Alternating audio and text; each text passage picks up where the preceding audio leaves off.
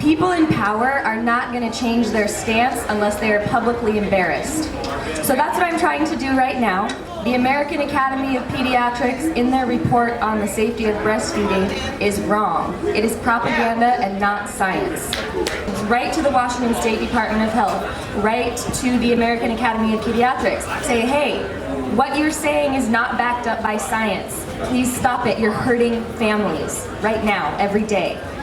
Even if someone is not supposed to have a long life expectancy, does that mean we should get them addicted to drugs? Because what if they do live? There are miracles. My child is a miracle. Madeline was also born 3 months early and she weighed 2 pounds at birth. She has a disease that is supposed to do nothing but progress, and since cannabis, she's done nothing but improve. And we've discovered that it's more than cannabis. It's natural healing. No one should be told that there's no hope for their child, give up, here's some drugs, go home. The medical system needs to be re-educated and properly educated on how to care for their patients and how to look at people as individuals instead of putting you in a box with a diagnosis and saying, well, this is what happens to everyone, so take it. It's appalling that children who even use cannabis have to deal with lifelong developmental delay because of opiate medications and chemotherapy. That is ridiculous. When Landon was 2 years old, he was diagnosed with an aggressive form of blood cancer and given an 8 to 10% chance to live. And we lived in Utah at the time. That's where Landon was born. And we didn't really know anything about cannabis. This was in 2012, and there really wasn't any pediatric cannabis patients or programs anywhere at the time. And Landon started chemotherapy, he started radiation, and it wasn't very long until Landon became very, very sick. And it just got worse day by day, and eventually Landon was reduced to 50% of his body weight. He went in at 40 pounds, and at this point he weighed 20 pounds. He had stopped eating for over a month. He didn't put a grain of rice into his mouth for more than 30 days. And he was on a lot of narcotics: morphine, Oxycontin, Ativan, which is a sister to Xanax. He had been put under anesthesia over 100 times for different bone marrow aspirations and spinal taps, and it was an absolute nightmare for us to watch our once healthy, happy 2-year-old to now be disintegrating slowly and painfully.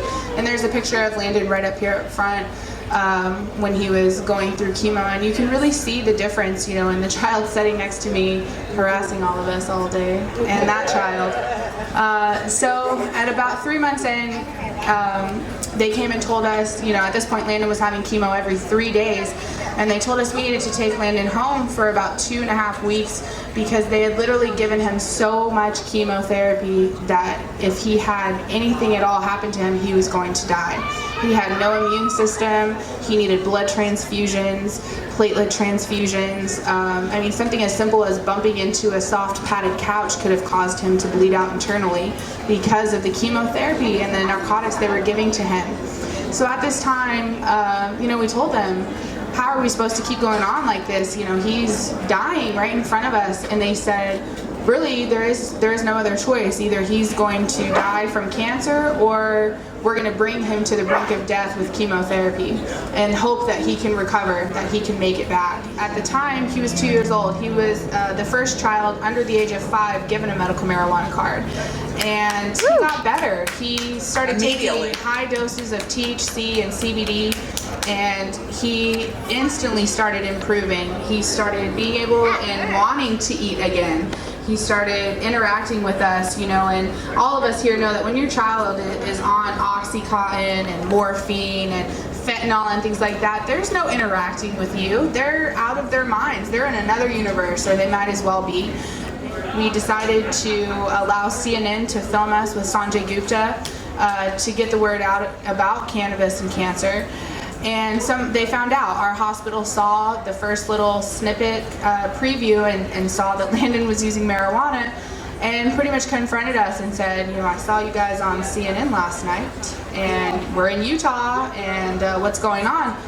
And we just said, you know, we'll be gone by the end of the day. You know what I mean? Like, and I'm having a heart attack thinking, you know, SWAT's outside waiting for me and CPS to take my child because they know that I'm giving him something that is illegal, very illegal in Utah. And sure enough, you know, we left, nothing happened, we got Landon to Colorado, and from that time on, we didn't go back.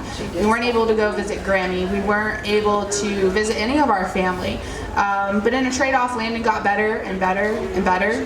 So I would strongly suggest anybody that you know that's fighting cancer, please tell them about cannabis. Tell them about Landon.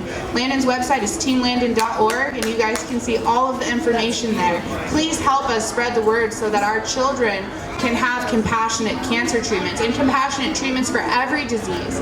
Basically like her and kind of like Landon here, they doped him up so bad he was in the hospital, had respirators outside, you know, the ICU doors waiting for him to die because of all the medications he was on. And we started using cannabis 5 years ago, and he got off all the opiates, just like you were saying, all the prescription drugs. His condition is, at the time, he was only like the 52nd person that had it, was diagnosed with this. Now there's over 100 people, because we put it out there that, you know, our medical marijuana not stopped his seizures, but controlled them. He got off all those pain medications, all the anti-seizure drugs, and it was great, you know, except for him getting kicked out of school for being a medical marijuana patient. But they kicked him out of school for that, and it was rather interesting. In Colorado. Yes. I love how she was saying we have to educate our providers. When I started my mission with Project PC, I realized, you know, with everything I'd gone through with Maddie, that we needed materials to help empower parents and caregivers again, to have them take control of their child's health care and be a part of the medical team.